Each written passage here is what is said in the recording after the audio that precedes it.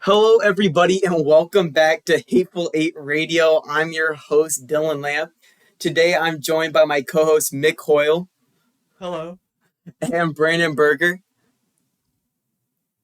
and along with longtime listener, first-time guest, Enzo Tiptur. What is up, Enzo? What's going on, gamers? All right, well, so first we're gonna start off this podcast. We're gonna do a little bit of talking about the week All right, four Fallout. Um, And quickly, before we start about the Fallout, I want to just quickly give a congrat everyone on their win in week four. It was hard fought, me scrapping my way up to 2-2. But shout out Mick, shout out Alex, shout out Audie, and shout out John. Um, Start off, I think we'll have Mick talk about his game that he wanted to talk about. Absolutely. Well, as the only, I guess besides Dylan, you won your game. Yes, sir. But Enzo and Brandon, not so much. Well, as they say, the winner That's gets gotta to be BM, bro. the winner gets to write the history. So I get to talk first about my game versus Brandon. And look, 100 points, Brandon, is ridiculous. I just have to say. I mean, He's it's just silent. I'm not gonna defend myself. Mick waiting for a defense that's never gonna come.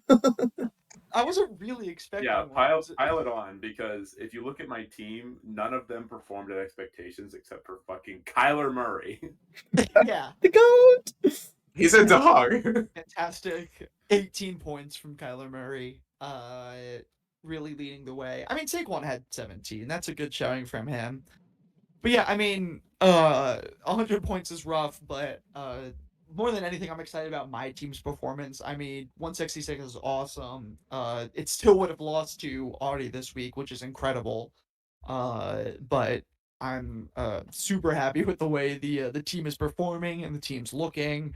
Everyone's fulfilling their role. George Pickens had this kind of slow start and then wound up with 2 touchdowns in that insane game with the Packers. And Marvin Harrison even came in clutch with a touchdown. Alright, bro's, And that bro's just sort of glazing his team, bro. I stole away can't. the game. It's a good team. I'm excited with how we're playing. They're putting up good numbers, and I think we're just sitting pretty. Uh, Maybe arguably you could say the best team in the league. Alright, for our audio listeners, because we only have audio, I just put a thing, my fingers in my mouth in the shape of a gun because that was horrible. I do not want to hear about Mick glazing his team anymore. Also, best team in the league. Audie is undefeated, man. Straight He has up, not bro. lost. Mind I'm you, aware. Audie is undefeated, bro. Okay, I will. If you don't want to hear about Meg glazing his team, I can talk about how much my team sucks. Hear about Brandon talk about Gladly, I gladly. think was the lowest put up in the league this year. Not the record you want to hold, bro. It's pretty tough, Actually, bro. Nope, because No, Will you're right. scored .08 less than me against me last No. week. Oh, right. that is tough. 8? That's okay. Oh, that is tough. Forgot about that. Well, all right. Well, yeah, Brandon, what's happening right now, bro? Here's the deal, guys. So Kyler Murray, I should have known it was cursed from the start. So I watched that awful Thursday night game, which was honestly just so miserable to watch, by the way. And Dude. Kyler Murray did not get any points until the very end in garbage time when he threw it exclusively to mix wide receiver four Marvin Harrison Jr. So any points that he got were immediately nullified by that. So I was like, well, that's fucked. I want to say quickly, I think I've gotten too used to watching like dog shit football, like by being a Jaguars fan, because like it didn't really click until the next day for me how fucking dog shit that game was. I was like, oh wow, like yeah, that was like for any like normal person to watch like a terrible game. Yeah, It wasn't it great. was just it was rough. I mean, if we just go down my top 3 picks, T. Higgins is basically worthless at this point because the Bengals are awful and Joe Burrow's out. Until we get a real offensive coordinator, AJ Brown is going to be entirely useless. And like my wide receiver one right now is fucking Jacoby Myers, who got 7 points because they threw 3 touchdowns to fucking the tight end or whatever. All reliable. Shout out Jacoby Myers. All reliable. So like, it's not that my team can't win. It's just that like I'm basically fucked. Not what you A lot want of to. things- Not a lot of what you want to things- hear from your head coach. Basically, if I'm on your schedule, go ahead and count that as a W. Well, so Brandon, quick question for you. Where do you think the direction of this team is? What do you think needs to be done to right the ship? I mean, listen, I brought on experienced kicker Young Ho Koo to kind of, pep up the locker room This a little dude is bit. so unserious, bro. Well, hang on, let me talk. I'm a coach that believes in, that team first mentality, and I really think that I believe in my players. You know what I mean? I think it's really a matter, they need to see the vision, they need to start believing in that vision because, it's right in front of us, but we're just not living up to these lofty expectations. I think maybe if the expectations were set lower, now we have less to lose. I think playing from behind as the underdog is actually good for our team. So I'm hoping that kind of lights a spark under them. But if not, there might have to be some changes as to the personnel in this team. Yeah, absolutely. It's I think as we all know, it's important to stay flexible in fantasy football. So I think you're saying all the right things and looking at all the right things, keeping the team fluid and changing, and hopefully that'll get the right roster together. Yeah. You might need to get relegated. Well, put me in Relegated. D2. Both gonna go to the UFL. Speaking of which, so I was actually at the Virginia Tech NC State game in Raleigh this weekend. Oh my god. We actually won, by the way. Virginia Tech, who lost to ODU, got clobbered by ODU at home this year, beat NC State at an away game. We're currently 8th in the ACC with a 1-0 record, and I drank so much alcohol, like my body physically hurt the following day. Anyway, speaking of Virginia Tech, I'm going to talk about our little VT showdown here between Will and Alex. And I mean, Will's struggles really, really continue. He's basically the only one in the league who's even like close to as bad as I am. His defense was at -3 points. I think like Lad McConkey is really struggling, and he's like being taken over by what's the other guy's name? Quentin Johnson, which is crazy. Like, insane. Yeah, Fucking actually crazy. crazy. He somehow learned how to catch over the offseason. Yeah, like he went 1 for 6. Like this is Will's wide receiver 2. He had 2 points. You know, CJ Stroud continues to struggle. Nico Collins is really putting up the numbers he really should be, and Alex's team, like, I think performed above expectations, but Alex is really benefiting from Quentin getting those increased numbers, and Justin Jefferson getting more numbers from Carson Wentz, Eagles legend, and Drake London got a nice little tutty against the understaffed Commanders. True. Who should be getting JD5 back soon. So I'm not sure if these are maintainable numbers for Alex, but I think he's kind of a splashy player who could probably sneak into the playoffs if his team does this every other week. Yeah, no, I will say, so, me and Will have been, I've been working with Raw, and honestly, like, I do kind of see the vision with Will's team. Like, you're looking at Jahmyr Gibbs and Breece Hall as your RB1 and 2, and I'm certainly not mad at that, right? Plus, Drake May is currently QB4.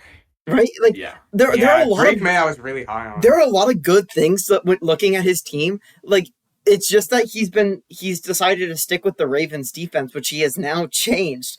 But the Ravens defense in 3 out of 4 weeks put up negative points, which I don't think is a winning formula, if you ask me.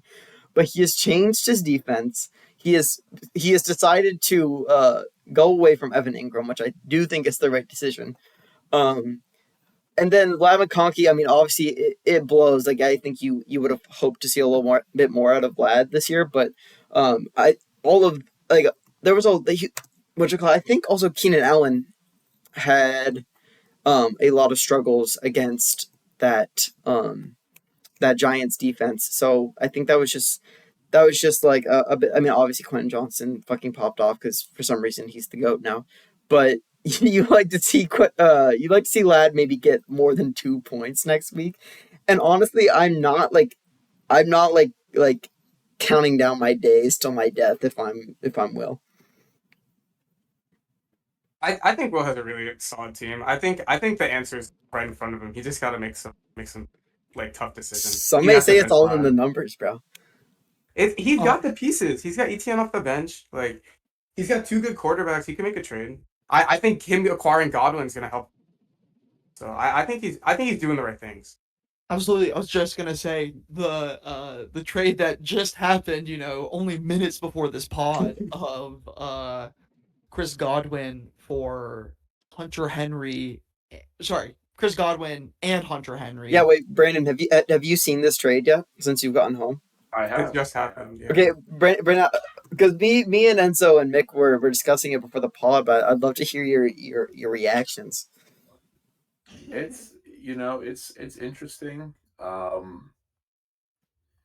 I think I had Goblin last year, and Goblin was an absolute dog. I'm not sure if Like, I don't really have does he any. come back? Like, does he come back from injury and like is still that guy? Well, I right. think I I mean, think he, I think he comes back and is a solid, like you can count him for like 8 to 12 points a week, but I just don't know if he's gonna have, like, he was putting up like 20-point games fairly consistently last season. I just don't know if we're gonna get that kind of For sure. production out of him. and right, But he also uh, did get Hunter Henry, who's not a, like, he's been playing pretty well, especially with the rise of Drake May. So I think this is definitely like a super polarizing trade that's really dependent on what happened with Godwin. I think that's really it. right, and I think we're not even talking about the you know other end of this trade, which is Rasheed Rice going to Enzo. And Enzo, I'm really curious to hear your thoughts, but my kind of immediate reaction was Chris Godwin comes back from injury, immediately gets 10 targets. As we were talking about before this podcast, so did Emeka Buka. Um, but clearly it seems that Chris Godwin is going to be playing a role in this offense, maybe is has a more established role. And we just have a big question mark coming in with Rasheed Rice. Obviously, we know what he can be. Is he gonna return after suspension and be back to normal? So obviously, I'm curious to hear what you think about it. So I mean, I'm 1-3. I needed to take a bit of a gamble, and I already have a Buka on my team, so I was a Godwin, and I think Rashi has crazy upside potential, although he could totally flop. But I think that's like those are the kind of moves I need to be making right now because I'm in a bit of a so that's how I felt about that. But I think honestly for both teams it is like a decent bit of a win-win trade. I think it really just what the outcome comes into. Absolutely. All right. Well, moving on. I was hoping, Enzo, if you could quickly talk about what I would consider the cinema game of the week. Carson and John. I mean, that game came down to the wire in Monday Night Football. So if you could quickly segue us onto that game. Yeah, so that game was crazy. I think the real interesting thing about that game was just the fact that Ashton Genty really pulled his weight. The Raiders they do not have a great O line and they're pretty trash. So I really True. didn't like Ashton Genty. But him and I really did like Bucky Irvin. I think that was a great pick by John. And Baker Mayfield did his part for sure. But I mean, I think like on Carson's end, having Patty Mahomes drop 30 points for you is kind of awesome. Bijan popped off against what has been a rather atrocious Commanders defense. Achan's always just been that guy. But I think he really struggled.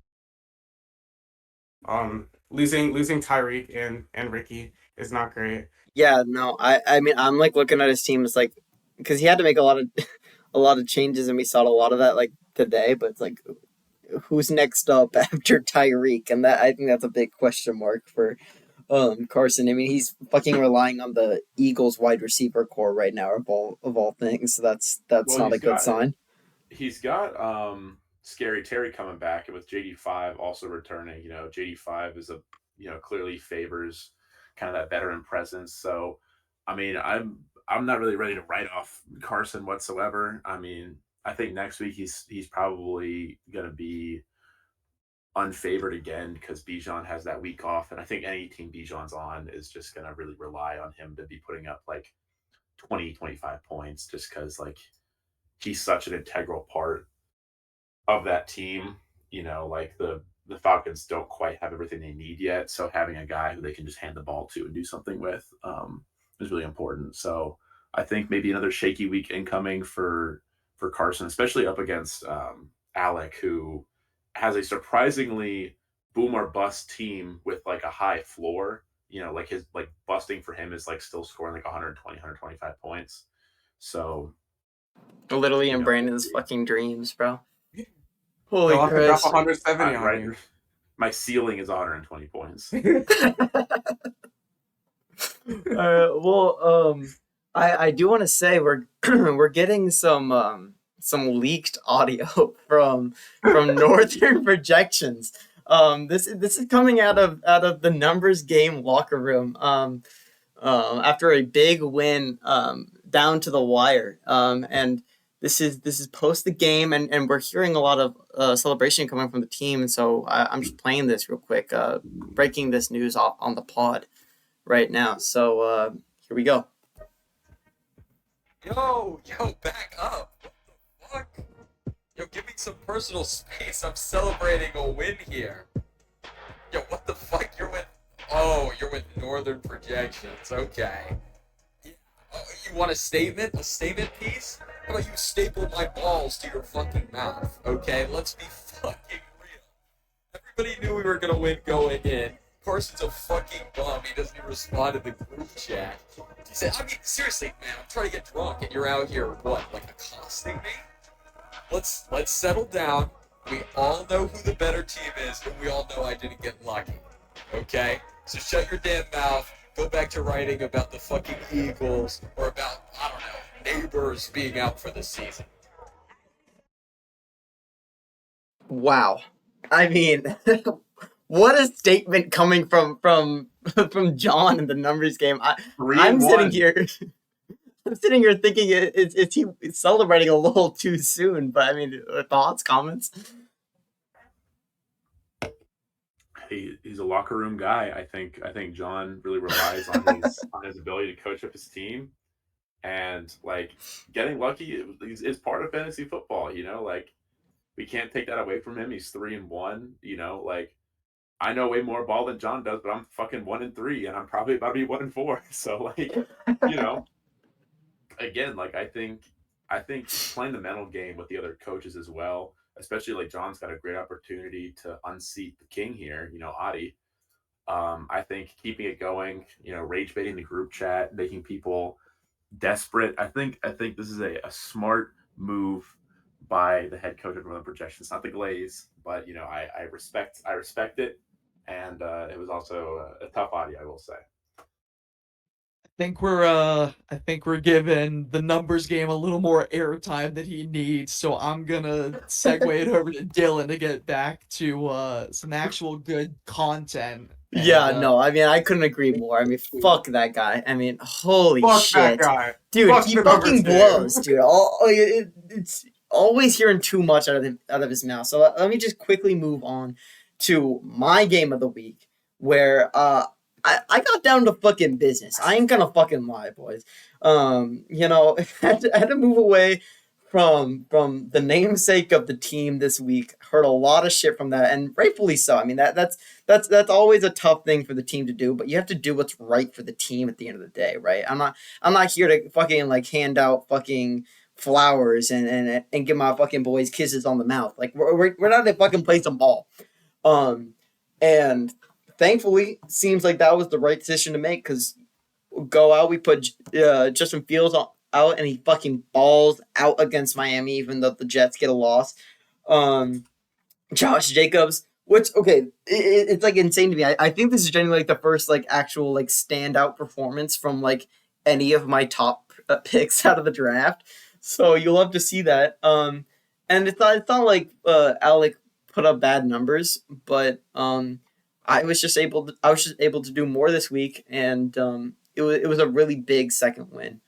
Um, so yeah, I mean, I really don't have much more to say about that other than just like I'm feeling good and I'm ready to move on. Other than I was gonna say quickly, I think never mind, I'm lying. Any thoughts? Any thoughts I on was gonna say, our I game? think the one of the better pickups of sort of honestly the season I think has been your pickup of Jake Ferguson. He's really just like Yeah, a solid tight end that you know you can trust to put you points, and he's quickly kind of risen up the ranks as one of the better tight ends in fantasy this season. And no one drafted him. No one would have even thought to draft Jake Ferguson, but he's having himself a really nice season. And I think it's just you have guys like that when sometimes you know when you've had a little bit of a rough start to the season and you're struggling for points, and you have a guy that comes in and puts in consistent numbers, you know what he's going to put up, and he seems to be playing well. And I think his role is only going to increase or at least remain pretty high so long as CD Lamb is out. yeah, I was gonna say I that is think definitely he's sitting something in a to good know. spot. yeah, definitely something to know. CD coming back. But Yeah. even sorry, CD got hurt against the Bears? Question mark. I look, you forgot. It was you know not this past week, but the week previous. Yeah. Yeah, so yeah, I mean, even before CD got hurt, he put up 16 points. So I Not mean, bad. I've never, I as a rule of thumb always undervalue tight ends in this league because I think it is like easily the most finicky position in the entire league. Like you never fucking know what your tight end's gonna put up. It's like it. I tie tight end in with kicker and with defense where it's like I genuinely might be like circling in and out of a defense or an offense, like week by week. So like, or defense. I said defense. I meant defense or kicker or tight end.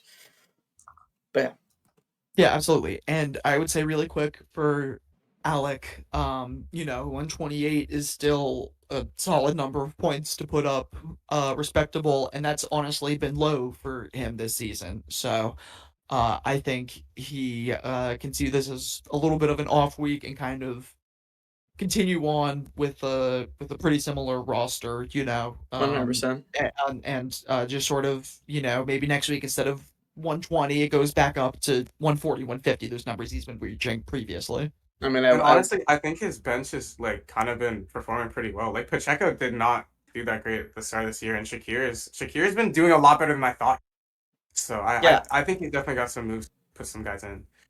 100%. I love Alex's team, which is like I would not have expected to be saying that post after the draft. I mean, dude, like again, like when we talked about it in the draft episode, Alex's draft was literally one of the most mysterious things of all time, and yet you know what? It seems to be working for him. So I'm certainly not one to hate. Moving on past my game, last game of the week, we're gonna talk about Enzo and Audie. We have one of the people that played in this One of the game. victims. Unfortunately, we have the loser of the game. Um, That's crazy. The dude but that won wouldn't respond to our messages, so we couldn't have him on as the guest this week. yeah, we really wanted Audie, but That's crazy. hey, whoa, I was the no, I'm I was sorry. the backup guest. No, you were. No.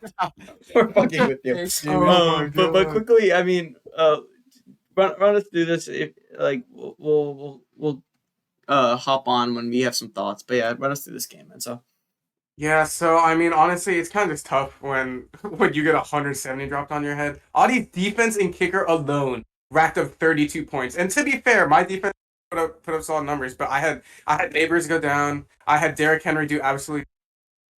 So it's tough. But honestly, the rest of the guys, they're not looking too bad. I think we have a lot of potential, and we just. I yeah. got Jane Daniels, and that's definitely gonna be nice. No, I mean you like I think in the exact same way you're talking about Alec and thinking this is an off week. You're looking at Enzo's team, and this is just an off week. I mean, unless Enzo has been struck with the Alex curse, which that is fucking very real and scary.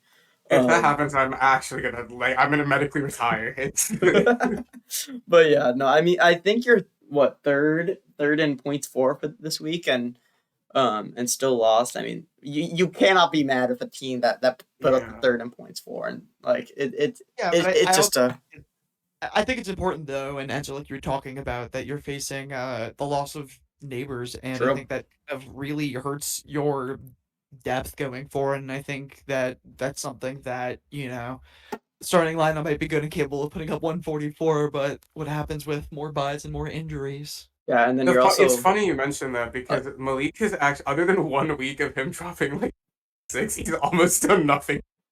Which like I love Malik, but like maybe this was like a weird kind of blessing in disguise. I'm not gonna lie.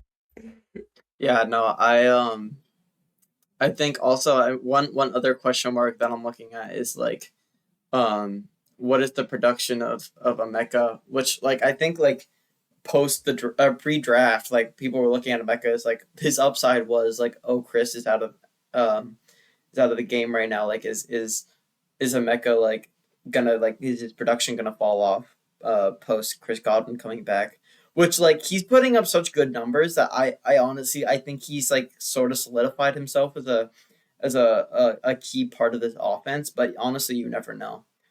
So that's like I think I something got I'm lucky looking that at. Mike Evans got hurt, honestly. Yeah. Because that kind of saved his usage for sure.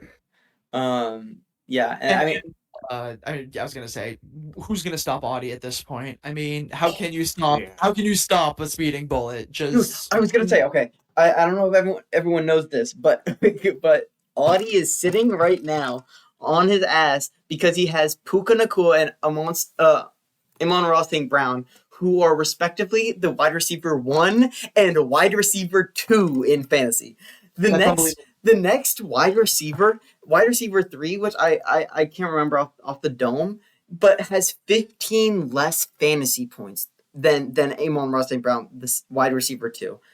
Yeah. That's a full ass game of a Yeah. difference, bro. That's like diabolical. That's Absolutely insane. unbelievable. And those were the first two picks that he went with. And I remember at the time, kind of questioning if that was the right choice. And it's like, wow, absolutely was the right choice. And I've noticed with Audie's team, it's he has these players that will have off weeks, but it doesn't matter because another player will instead just put up a ridiculous amount of points. DK Metcalf finishing with almost 24 points. And Dalton Kincaid, who is at 9.8, but just last week he, was getting multiple touchdowns. And obviously we talk about the kicker and the defense. It's just it seems that whenever there's a hole somewhere outside of the two wide receivers, it just gets patched, and it's working out so far, and we'll see how far it goes. All right, well, that is the games for week 4. I wish everyone luck in week 5, but moving on, we're talking about we decided to come into this pod with everyone has a take, right? So we're just gonna, whether it be fantasy or NFL wise, everyone's gonna come in, perhaps it's scalding hot, and we're gonna talk shit. We're gonna see. We don't know each other's takes, but I think Brandon had wanted to go first, and he can take it away from here. I do. I think my hot take. I think Carson is going to win it all this year. He's 1-3, but I think if you just go down his roster, so Scattaboo was upgraded to running back 1 in New York. It seems like they're running with him. He's got great production. If they're on the goal line, the ball's going to him, so he's got great upside, especially if the offensive falters there. Pat Mahomes is getting his wide receiver 1 back soon. He's going to get another guy back, so that Kansas City offense is going to be firing on more cylinders, I think. Eventually, the Eagles have to figure it out, but Devontae Smith I'd say he has surprising upside as an Eagles fan. He gets more targets than you'd think, even as a wide receiver too. Scary Terry and JD Fiber back. I think just generally speaking, his team has somehow improved. And I think as people start going on buys, he's going to grab up like a win here, a win there. And I think it's going to be a scary team that really has a shot of making a playoff run, maybe as kind of like a 6 seed. I was gonna ask. As Brandon pointed out, we got Cam Scat Abu. Got Cam sitting there as the RB1 in New York. Do you think that that Cam is going to continue to perform? Is the Giants O line going to hold up? What do we think about Cam in New York, Nick? Yeah, I mean, I think from a player perspective, we're only going to see Cam Scatterbo continue to improve. I kind of have questions from a pure fantasy perspective. I don't know how many like goal line touches we're going to create as an offense. I don't know how many if that's going to hinder the amount of touchdowns he's getting, but he got 25 carries last game. And if Yeah. he's just on the ball that much, he's gonna put up numbers in some capacity. So maybe 14 right here is the floor of Scatterbo. And as these touches increase and he increases with game time, maybe we're looking at a real kind of like elite flex RB2 type guy. I will say, I think I wasn't planning on asking this, but I've been thinking of this like throughout the week. And I think this take sort of like leads into it like really well. It's like I think you're unless Magaquan Barkley like finds a way, you're thinking okay, maybe Magaquan's in the toilet bowl. You're looking, Hey, but Did you just fully write off a team? Oh, yeah, okay. me and Will in the toilet bowl is gonna be fucking cinema. Okay, Okay, you guys are no, gonna be tuning into that 100%. game. Okay, sure. Tears rolling down your cheeks. So, if we're writing off Will and Brandon, which I don't think that's necessarily possible at this time. Again, the It NFL is a sprint, not a marathon. Okay, maybe you, but I believe in Will, Loki. So you're asking. I'm sorry, Brandon, but you need to start wheeling and dealing, bro. Like I'm so dead ass. I'm trying. No one does anyway. Well, I literally don't know what it takes, bro. But you need to No, start you don't, because your team wins games. Mine doesn't. But okay, but I'm asking. I mean, since we talked about well, we didn't talk about this. I decided as a supreme ruler that we're gonna have a 4-team 4 teams are gonna go to the toilet bowl. Who else do we possibly see falling to the toilet bowl? Like if Carson's winning it all, now we can start talking about who are those 4 teams? I think Alec is gonna have a crazy fall off. I think it's gonna be insane. Damn, an Alec fall off. Yeah. Dude, it would kill me to see our 2 expansion teams in the toilet bowl year 1. I mean, it's like all of his guys are performing at like an almost unsustainable level.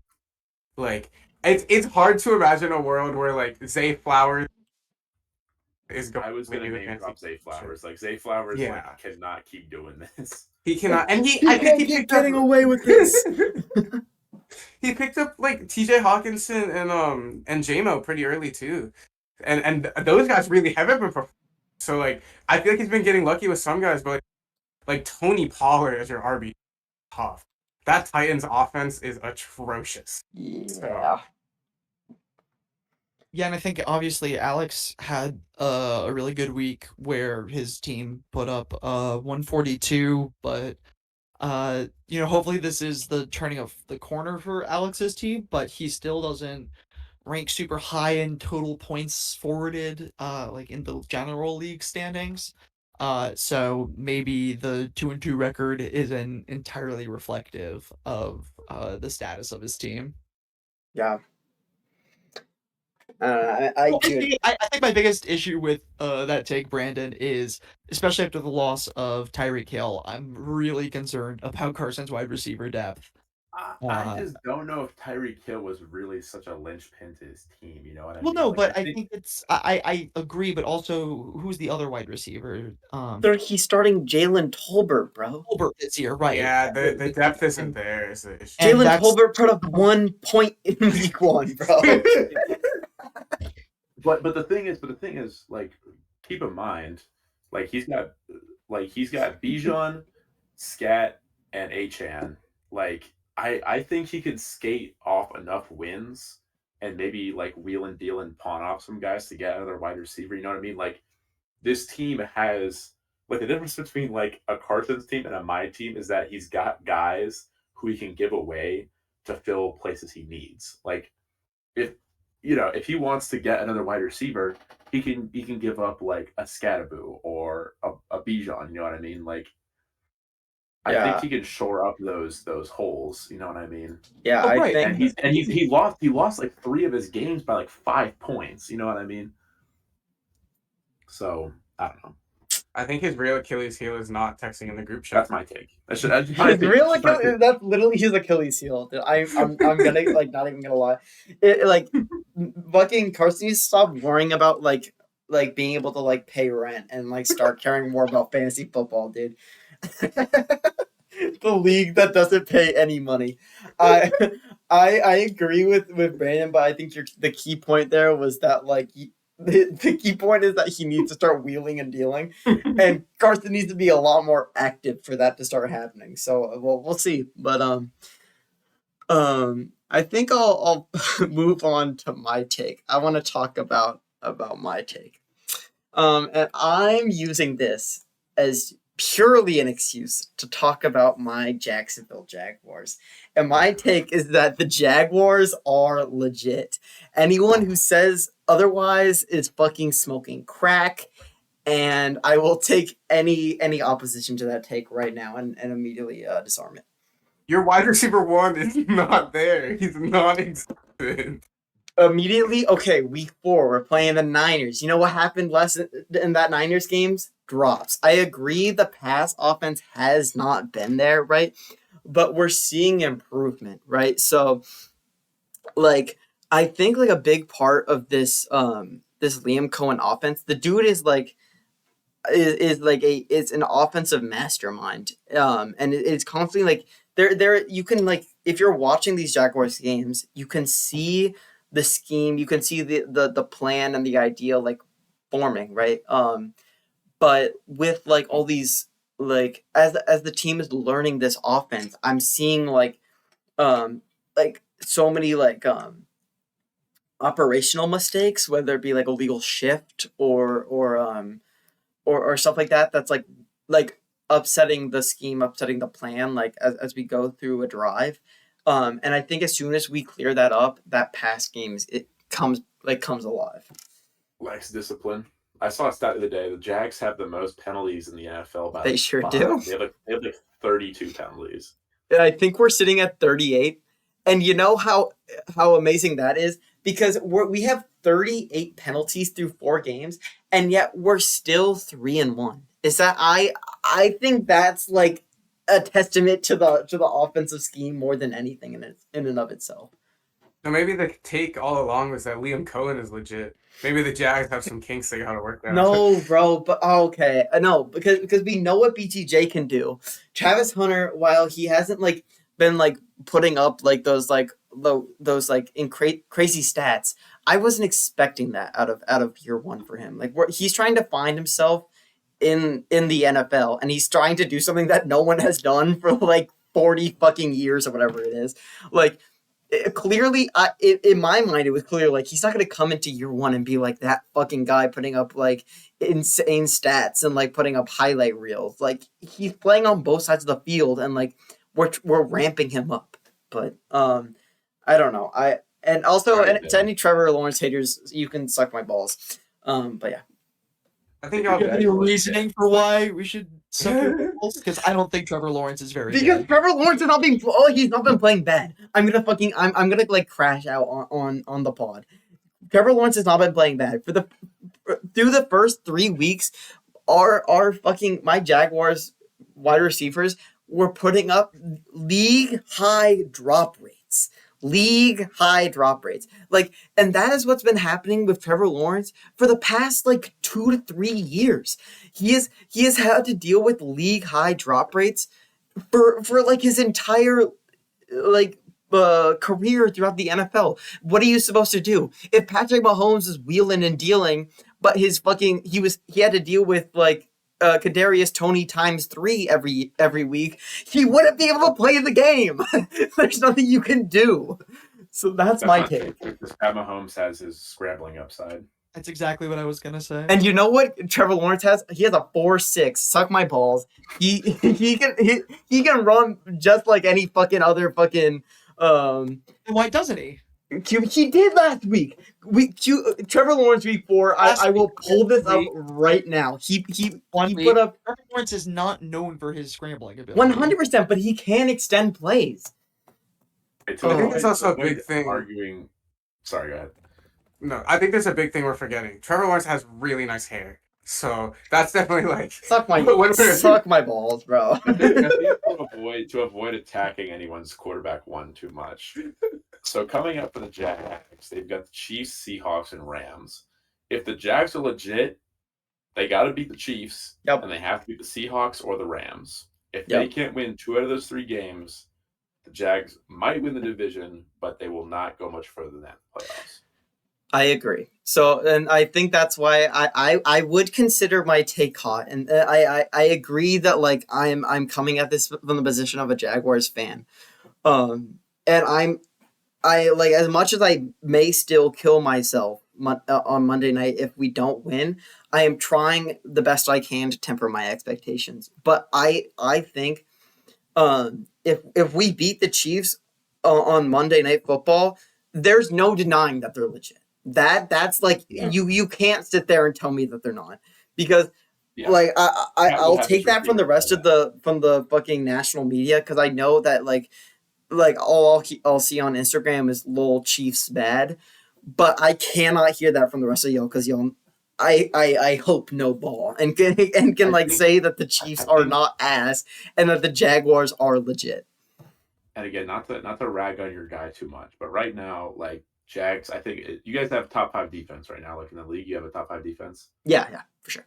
Yeah, so these are the 3 teams. Like the Seahawks, the Rams, and the Chiefs are not known for their defensive like master classes. They're known because they have great quarterbacks and great receivers. I guess you can call Sam Darnold a good quarterback at this point. I was about to say, shout out Sam Darnold. so I think if the Jags defense looks good against these teams and the offense just doesn't get in their way, then yeah, sure, okay, I'll be like, all right, maybe the Jags are a contender. But again, like, you guys have beaten the Panthers, you lost a close game to the Bengals, granted they had Joe Burrow, you beat the fraudulent Texans, and you beat the formerly 3-0 49ers, who, like, let's keep it a buck, guys, the 49ers are not good. So I'm not hating, I'm just saying, like, I gotta see a little bit more. I would disagree, but anyway, go on. The Niners are hot garbage. I totally with Brandon on it. Okay. That was the fakest 3-0. We're gonna talk about the Jags a little too long if I keep going. But I'll move on. I've been trying for the past several episodes of the pod to not talk about the Jaguars for like minutes on end. So I just needed to get that off my chest, and we'll come back next episode. We'll see what happened after Monday Night Football. But moving on, Enzo, Mick, whoever wants to go ahead and talk about their take. You want to go, Mick? Yeah, I'll take it away. I decided when I was looking at it, I was like, I guess I'm also talking about the AFC as opposed to the NFC. All right, I would say, you guys, to start off what I'm going to say, over the past, I'd say 5 seasons aggregate, would you guys say the top 3 teams in the AFC are Bills, Chiefs, Ravens? Yeah, I agree with it. I agree. The Ravens suck, but yeah. I don't think the AFC champion comes from one of those 3 teams this season. Interesting. Do you have any teams in mind or no? the Chargers. I have really enjoyed the way they're playing, despite the loss to They the just lost Giants. to your Which Giants, people bro. talk about, people talk about, and I have so many different The thoughts about it. Jackson Dart Giants, mind you. Come But I on. do Okay, have to okay. You say, know what? Maybe it was him. I do have to say the Chargers. Um, I've been really impressed specifically with the Steelers' defense this year. I don't their running game also seems to be really good. I'm not saying that I don't think they're gonna win at all, but they're super competitive, and I really do think they could upset a few teams come playoff time, especially Aaron Rodgers. Like, he's Aaron Rodgers. You don't know what you're gonna get still from him. I like Um, that. I like that take a lot. That's fun. I still really love the Colts, despite some cracks starting to show in the armor. I've been a really big fan of their offense this year. I think they have this incredible system, and I know that Daniel Jones is the quarterback, but he's doing a pretty dang good job. So I'm curious to see what you guys think. Basically, my take is just, if you're asking me to take the top kind of three teams as opposed to the rest of the field, I'm taking the field. Yeah, honestly, this is kind of a goated segue because my take was high key that the Colts, like, they're looking great. Coming into this season, this whole Anthony Richardson or Daniel, I was like, wow, this is really the battle of the. This is tough. And like I like living in Indiana, I've always kind of wanted to be a Colts fan, but there's been nothing to root for. Like at least with the Pacers, like there was something always. But the Colts are tough. This year, I was completely shocked. Daniel Jones came out he came out moving, and I was not expecting. Jonathan Taylor is all of a sudden peak, and like it doesn't seem like they have like a true wide one, but it seems like all of their wide receivers are doing so. Like you can't really complain about that, you know. Absolutely, and the Colts have always, or not always, but I would say for the past couple of seasons, if anything, have been known for their defense, and that has kind of been continuing to seemingly remain an important part of their team. And I'm not even looking past a Broncos that's had a 2-2 start, or despite me maybe not being fully believe in them, Jaguars are hanging in there. But like I said, that's just kind of my thoughts. And yeah, I'm curious to, that's funny that I don't know if Brandon or if Dylan, if you guys have any thoughts about my take, but it's funny that it segues right into your thoughts about I think the AFC is. I know it's always been like, oh, AFC is like such a difficult conference. I think the AFC, honestly, right now is fairly weak. If I had to say, or at least I agree. there's not really like I'd say the Bills are kind of the clear number one team, but the Bills have major issues. Like the Yes. Bills defense has always been kind of like middle of the pack. They don't really have like a star wide receiver one for Josh Allen. You know what I mean? The Chargers just lost the Giants, which granted, even good teams can lose to maybe not great teams. Not no hate to the Giants, but again, like I think the AFC is like so wide open right now that again, like unless Pat Mahomes getting his guys back makes him like start popping the fuck off. Yeah, Like and the Bills again, like games, the Bills wins were against, that Ravens game where they won by 1 in the first week, which is, yeah, awesome, like, really good game. And then they beat the Jets, the Dolphins, and the Saints. And Yes, their bro. next game is against the Patriots. They don't play, and then, like, Falcons, Panthers, they don't play a really genuinely competitive game until the Chiefs. That's yeah, lucky the crazy. Bills.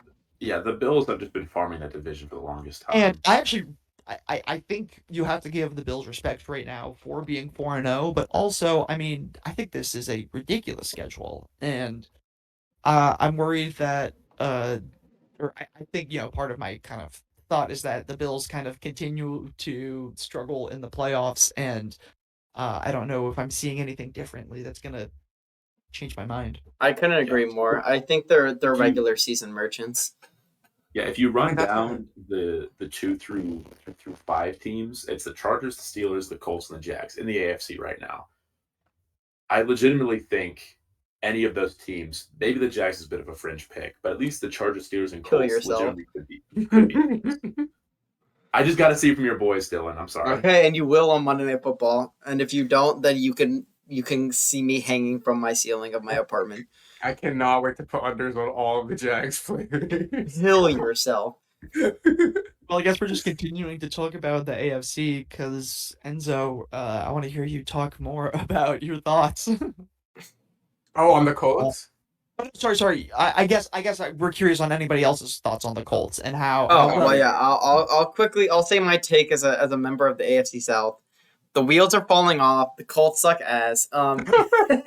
But seriously, okay. Actually, seriously though, I will say, I think the Colts surprisingly they're a team that's like not quite like the Mike Tomlin Steelers, but they always surprisingly seem to find themselves in a like, I mean it's also they're in the AFC South, but like they find themselves at like a solid record, and I do believe in Shane Steichen, their head coach, and I do believe that Daniel Jones was being held back being in New York, but bro.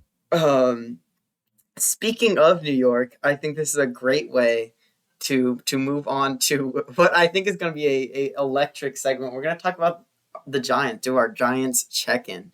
Yeah, This week- absolutely. This week was a very emotional roller coaster of a week, and I think obviously Mick, you're best equipped to talk about it. So take us away. For sure. We're going from one elite Giants quarterback to the next.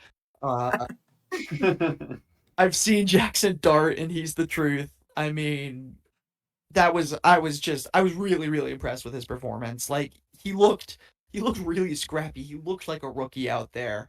And yet the first drive of the game, he leads the offense 9 plays, 89 yards, and caps it off with a 15-yard touchdown. I mean, what a drive for your first starting drive in the NFL. And he just continued that momentum through the rest of the game.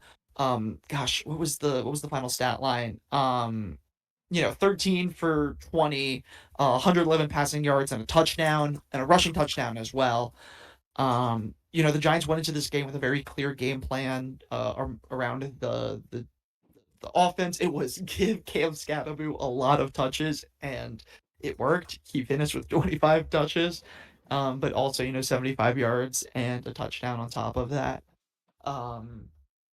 And just kind of take I think it was we really eased the pressure off of Dart from an offense perspective, and I have to give credit to Dable for that. I think he did do a good job of scheming the offense really well for Dart and incorporating shuffle passes, designed QB runs. Uh, you know, uh, Jackson Dart, he threw a couple long balls that they didn't hit, he didn't hit any of them, but they looked good and they looked tight. My favorite part about them was that they didn't look like interception balls, which is all of the Russell Wilson deep balls have looked this season have looked very pick offable, and Darts didn't. And so overall, just I just big highlight. Have to go. Have to talk about the highs of Jackson Dart and Cam Scatterbu's performance to the just like absolute crushing blow that is Malik Neighbors tearing his ACL and out for the season. And it's just one of those injuries where you play a great game and you win 21-18 and you're like celebrating, and then the game ends and you're like, oh my gosh, my franchise wide receiver is missing the You're entire like, oh my god, why the fuck does my franchise team have to play at MetLife? I'm gonna kill myself.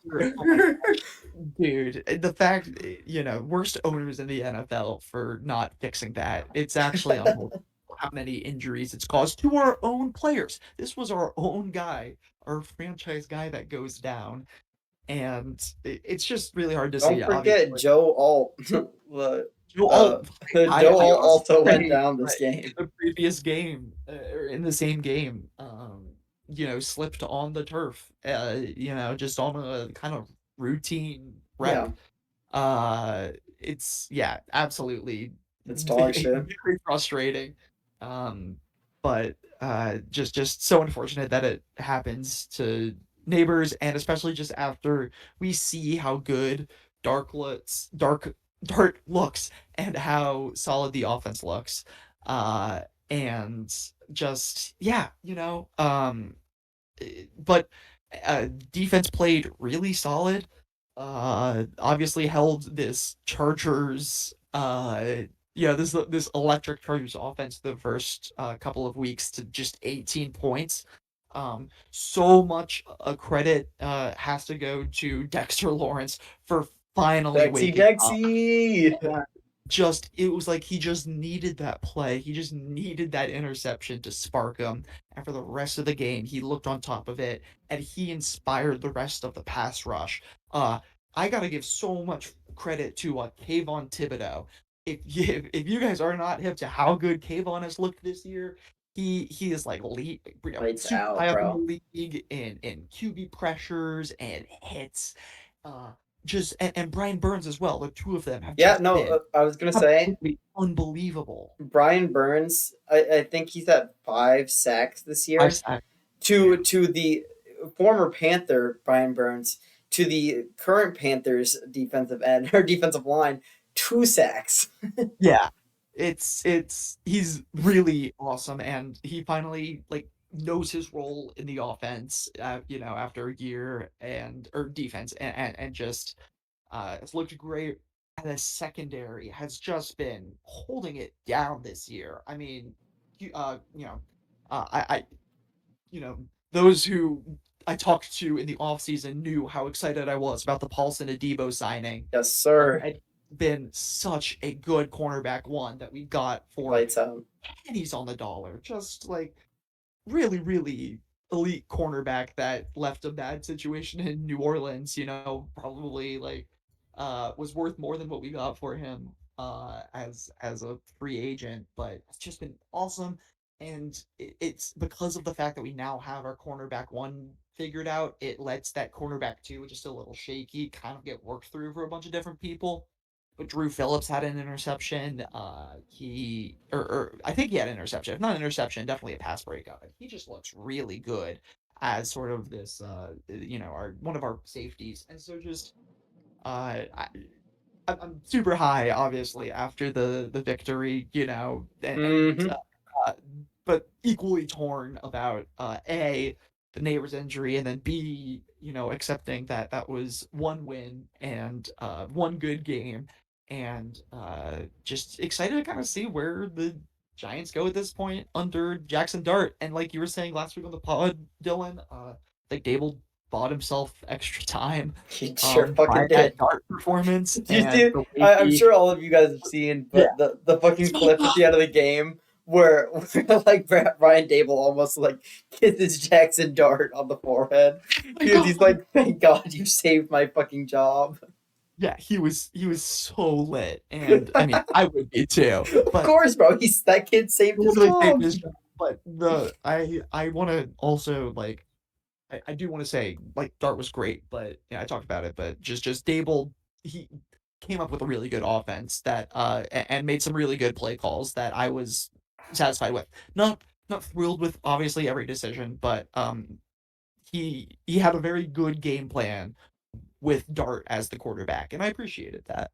Well, I hope that's the case. I hold my reservations, but I think do need to move on. I will say real quick that Giants are playing the Saints next week, I believe, correct? Yes. Which I mean, the 0-4 Saints, you're looking, they could be picking up their second win in a must-win game against the 0-4 Saints.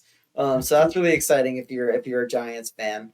But moving on, I just want to talk quickly about I've been taking notes throughout the weekend as I've been doom scrolling, and I just want to get y'all's thoughts on this. Quickly, did either of y'all see the the post game with the Titans and the fucking Cam Ward being like, if I'm keeping a buck, we ass. I genuinely thought it was one of those AI things where they make up some bullshit, but I was like, holy fuck, it's real. I actually cannot believe the Titans with their rookie quarterback talk like that, I love it, actually dude. talk I it's love it. crazy. I thought it was AI too. I had to do 3 double takes before that and fact check it. But that was Exactly. wild. Yeah. I'm with Brandon. I absolutely loved it. So it was I awesome. thought it was great. I thought it was great. I thought it was he kept it a buck. He did, and it's like It was just so funny. I love crazy. watching Miami alum fail. It's good. I'm so glad Cam was drafted to the Titans. He's probably gonna like get his ACL blown up by some like edge rusher soon. Oh Oh, my god. it's awesome. That's insane. That's Awesome. good. That's S tier Absolutely hating. awesome. Yeah. Yeah, And- Dylan, I'm with you. Like, I saw that quote. And I was like, no way. no, exactly. And then their head coach, fucking Brian Callahan, in the same post game interviews, he's like talking to a reporter, and clearly he's gonna throw hands with them. He's sitting there, he's like, I know what the fuck you're trying to do. Don't fucking pull that shit with me or some shit. And I'm like, oh my They're god. getting so mad at this one reporter. Exactly. I'm sitting there like, wow, like this is awesome. Like I thought only like the Jaguars could be this poverty, but thank God the Titans are this ass. So awesome. Yeah, tough scenes in Tennessee. But like genuinely, it was really funny for me, like Cam Ward saying it, and then when the head coach started getting mad, it became like slightly less funny and just kind of sad. Yeah, Loki his was a lot more sad. Oh, but yeah, I mean, other than that, I had just taken notes. I saw that the Eagles had completed a total of 0 passes in the second half. I thought was fucking insane. Brandon, if you have any thoughts on that, I like my one of my alternative takes besides like the Jags being legit was like, I think the Eagles are not this, and this could be a hot take, but I think like the Eagles shit is going to like the wheels are gonna fall off the wagon with the Eagles because they cannot fucking get their passing game together. But I don't know if I you mean, have any thoughts. it's 2023 all over again. I mean, same thing happened to us that year. We went 11-1 and lost to the Bucks 31-9 in the wild card because we had a horrible offensive coordinator. So until that gets fixed, yeah, I mean, we could very easily be a first round playoff exit. I don't really think there's a whole lot. I don't think there's anyone that really like disagree with that. Like, obviously, the defense is a lot better than it was, which is kind of bailing us out. Like, we played like legit teams and beat them probably only because of that special teams and that defense. But it's like, you know, I'm not ever gonna fall for like rage bait anymore. That's like, oh, Jalen Hurts is a bad quarterback, or blah blah blah, anything about like our receivers, because I'm like, I know these guys are like amazing players. So, it's just every year, we have success and our coordinators are like, let me go to fucking the most poverty franchise imaginable. Jonathan Gannon's losing boring games in the desert to the fucking Seahawks. Fucking, what's his name? Kellen Moore is on the Saints watching Spencer Rattler fart around on the field. So they can be happy with that and never winning a ring again. And we're just going to suffer for it. So, whatever. We'll see. We'll see what happens. But I hope they get it together and maybe Petula will be fired and Jalen Hurts can just call all the plays. Or no, I mean, I like fuck with the analysis. I think quickly talking about that wide receiver core, we're gonna start to quickly preview these week 5 matchups in the Hateful Eight. Bring it back to fantasy. And Brandon, maybe you can just quickly talk about what you expect to see in your week 5 matchup against Will. It's gonna be another big ol' L. Big L on the TL. I have to start T. Higgins, which I'm not excited about. I Just no hope. like H. I mean, AJ Brown, who is my wide receiver one, is going up against a very competent Broncos secondary. And like I said, there's been some passing woes. My wide receiver two is going up against a pretty competent Colts team. So yeah, I think Wow. I'm pretty fucked. Jalen Waddle will probably do pretty well because he's the wide receiver one against the Panthers now, so maybe he'll carry me to victory. But it's the wheels on the bus are have fallen off. They are not going round and Right. round. They are no. The wheels on Magaquan Barkley, they took a wrong stop down the wrong neighborhood and they've been fucking stolen, bro. Like I'll be trying to wheel and deal a little bit, but I have zero hope in my team. Absolutely zero. Well, this makes this message from Wilt's team, that analysis from Brandon makes this a little more sad and a little less hype. But we got a message coming from Will. He said, "Love and Thielen has had a few rough weeks now, and while we might be bad, we're not Brandon Burger bad." I'll secure this W and send Mr. Burger to the toilet bowl. Dame time. All right. So I was expected. Okay. Let me go through. I underperformed week 1 by 30 points, week 2 by 30 points, week 3 by 15 points, week 4 by 35 points, and Sleeper has finally set my expected points at what it might actually be at 120. Okay, no. The reason that is because you're starting Matt Prater, who is predicted to score 0 points, Brandon. Because he's on bye. No, he's not on bye. I think they're expecting fucking Bass to come back. I realized that today. I'm gonna have to replace him. Like this team is just fucked. It really is. And the only people I can target are people with good wide receivers, aka Audie, and Audie's not responding to trades. So guys, I'm cooked. This season is over. This is what you get for drafting 2 Eagles. Wow. Well, I need to pick what shirt I'm wearing for my photo shoot at the end of the season. You don't get to pick. It's the same one Travis wore. Yeah, we'll send you to Cancun. Well, if either of my other co-hosts can maybe brighten the mood on the pod real quick, if you want to talk about any game in particular, take the lead. Yeah, I mean, I for the second week in a row, I'm facing another fellow co-host of this pod. Yes, sir. And after swiftly taking care of Brandon, I have a feeling this game's gonna wind up being a little bit closer. I'm not super thrilled with the buys that are hitting me this week heading into this important matchup. With Marvin Harrison playing a bigger role than I would like him to in my team. So but he's playing Tennessee this week, so I'm really hoping he's able to get, at least a touchdown, maybe multiple. But I'm super happy in general with how my team is looking and how they're playing. And breaking news. Brandon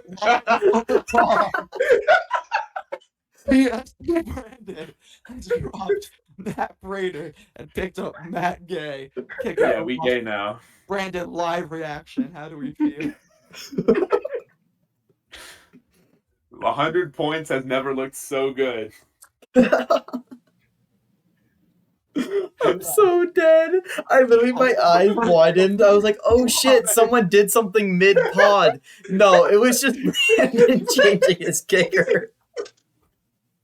First ever live breaking news of the pod, and it's a Matt Gay acquisition. I'll tell you what.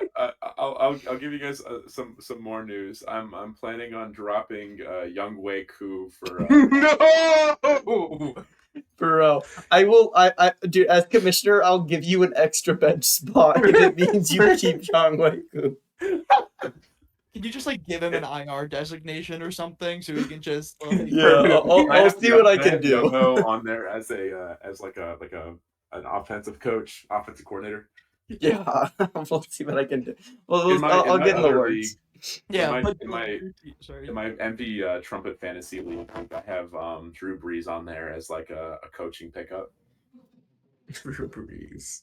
That's awesome. It's an elite locker room. Do legend. But yeah, Dylan, I'm curious to hear about your thoughts on. Well, I mean, genuinely, my only real thoughts is it blows to this because this is a gigantic divisional matchup. So I'm just sitting here it blows to have Josh Jacobs off of the starting lineup. And I just have to hope that J.K. Dobbins has like a good week, which he didn't have for some fucking reason against the dog shit. What you call it, like Bengals defense. So like, is he gonna also be kind of ass against the Eagles, which the Eagles have certainly a much better defense. We'll see. I have no clue. But yeah, I mean that's really my only concern. But you're saying that Josh Jacobs is your concern. I think the biggest kind of issue heading into this matchup is actually the fact that I have to start Hollywood Brown because Roma Dubes is on a bye week. Yeah. So I think this match could wind up actually being really close. For sure. But I think the thing that could maybe give you a slight advantage would be a slightly stronger looking flex. Word. All right. Well, quickly, Enzo, if you want to move on to it, we've talked about the Brandon and his depression. Me and Mick. Enzo, if you want to take it away with maybe your game or the John Audie game. Yeah, I can do my game real quick. So I'm up against Alex. I think the real outlook for me. Oh, it's gonna be hard to. No, say that again. You cut out just a little bit. Oh, my bad. Unless Derrick Henry and Chase Brown start having some. I got Trey Benson's hurt now, so I put in Demercado or whatever the fuck his name is. And then I need Rashi to come. After that trade, I honestly don't think I'm gonna win. Yeah. So I guess it's just gonna be waiting too. Yeah, I think we're really getting into like the start of the season where it's like, wow, like especially now that it's a 10 team league, like we're getting into the fucking like into the trenches. It's just the waiver wire on a 10-team league is so hard. It's like, I like really need a running back this week. And you go and you look and like I don't even know who's the top available running back right now on waivers. Dude, it's like Nick Chubb and Chris Rodriguez. Yeah, and it's like, tough. Oh. Yeah. No, Dylan literally rage baiting me earlier today and being like, "You gotta hit the waiver wire, bro." And I'm like, "For who?"